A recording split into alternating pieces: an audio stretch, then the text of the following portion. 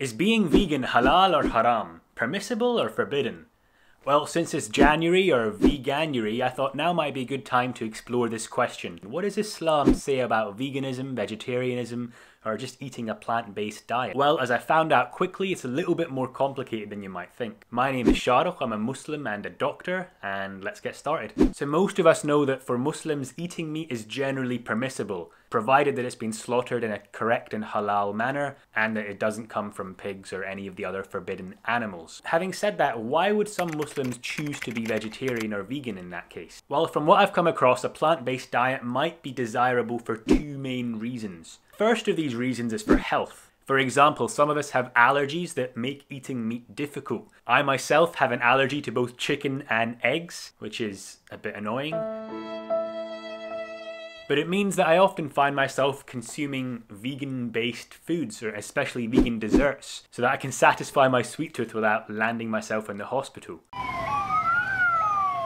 Other than allergies though, there is evidence that eating a diet rich in nuts, pulses, fruits and vegetables can significantly reduce your risk of cardiovascular heart disease and also type 2 diabetes. The biggest reduction in risk seems to be in cardiovascular or heart disease, with some studies showing that you can reduce your risk of getting heart disease by as much as 32% if you switch to a primarily plant-based diet as opposed to a diet that contains animal-based products. And to be honest, this is important to us, especially in our community, our Muslim community, especially our South Asian Muslim community. We have a big problem with heart disease and diabetes. And putting the genetics component to the side for a second, these are often reversible diseases that are such a huge problem in our community, partially because we eat too much food, we overconsume, we eat too much oily foods, we eat too much meat, and we don't eat enough plants. Not to mention too much sugar as well. Stop putting 4 teaspoons of sugar in your tea. I'm watching you. So if you have a high risk of heart disease or a strong family history of diabetes or heart disease,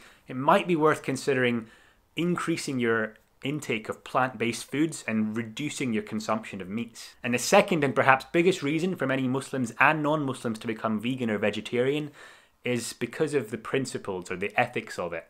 Whether it's to do with the environment or the animals themselves. Vegans or vegetarians often feel that their diet helps to promote a sustainable planet, and that their diet helps achieve this both in terms of compassion towards the animals as well as reducing the impact of livestock farming on the planet. And addressing the environment for a second, the United Nations 2022 report on climate change did note that shifting diets from meats and other animal-based products towards a more plant-based diet can help to reduce your carbon footprint and mitigate climate change. And that's backed up by the World Health Organization, who say that reducing our livestock farming would help reduce our emissions of methane, which is second only to carbon dioxide in terms of contributing to global warming. What's interesting is that in Britain, Muslims make up about 5% of the population here, but are estimated to consume about 20% of the lamb produced in the UK. And addressing the ethics quickly, Islam is a religion that promotes kindness and compassion towards animals. And it's no news to anyone that the modern livestock farming methods of today are inhumane and often tortuous towards animals, and that they're geared towards maximizing profits and efficiency rather than taking care of the animals or being compassionate toward them. And though meat is permissible in Islam, we as Muslims have to recognize and be aware of animal rights, their right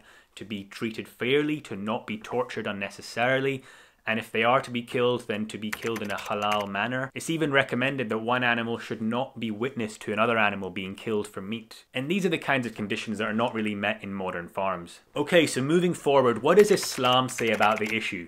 Well, as we know, eating meat is permissible, and to say that it's not would be going against Islam, provided that it's been prepared in a halal manner. We have to remember that Allah subhanahu wa ta'ala has said in the Quran that we should not make unlawful what he has made lawful for us. But having said that, meat is not compulsory. You can still be a Muslim and choose to eat less meat or even cut it out of your diet completely, as long as you remain aware that eating meat is generally permissible. And this is where the divide between the ideology of veganism and Islam becomes apparent, because veganism in itself, according to the Vegan Society, you can see it on their website, they promote an animal-free lifestyle where the use of animal products, whether it's for consumption or for other goods like clothing or leathers, they say that none of that is allowed. Whereas in Islam, consuming animal meat, provided it's been slaughtered in a halal manner, is acceptable. In addition to that, using substances that come from animals, like for example honey from bees or even cow's milk, those are also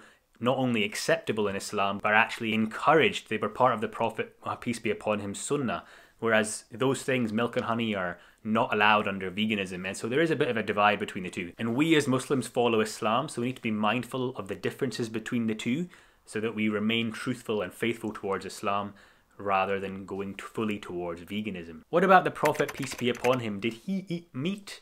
Or was he a vegetarian? Well, when I was doing the research for this video, I came across some articles, some talks by sheikhs.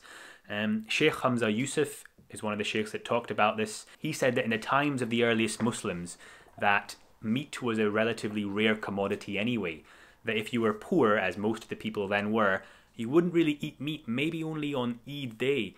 Whereas perhaps if you were a bit richer, middle class, higher class, you might eat meat maybe once or twice a week. Which meant that most of the Muslims back then were already kind of semi-vegetarian anyway. The Prophet, peace be upon him himself, was not known to consume much meat. His diet mainly consisted of plant-based foods, and most of his meals did not have meat in them. But we know that he did eat meat sometimes, as narrated in hadith, which I'll put up on screen just now. So let's summarize what we've learned today. Number 1, eating meat that is being prepared in a halal manner is permissible. Number 2, eating meat is not compulsory, and therefore a Muslim may choose to be a vegetarian.